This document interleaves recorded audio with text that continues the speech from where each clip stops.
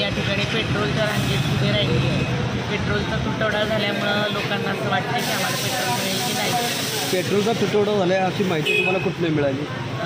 अशी माहिती आम्हाला माझ्या मुलीनं मला फोन करून पुण्यावरून सांगितली. आई आज पेट्रोल भरून घे.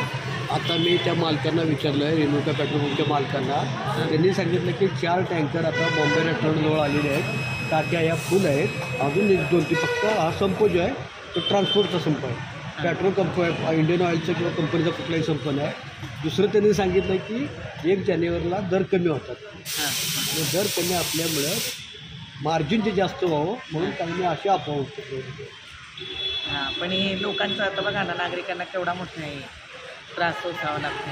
ते लोकांना म्हणजे भीती वाटते की आम्हाला नाही पेट्रोल मिळालं तर आमचं जाणं येणं थांबेल. सगळं त्याच्यावरच अवलंबून आहे सध्या. बरोबर आहे.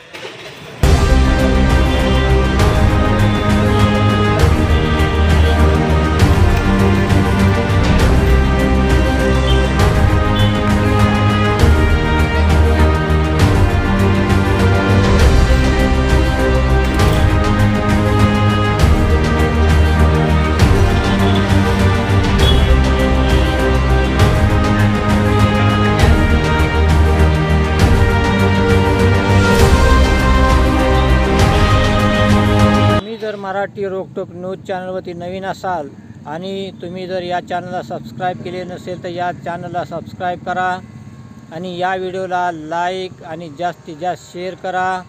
ताजे अपडेट पाहण्यासाठी पाहत राहा मराठी रोकटोक न्यूज चॅनल. धन्यवाद.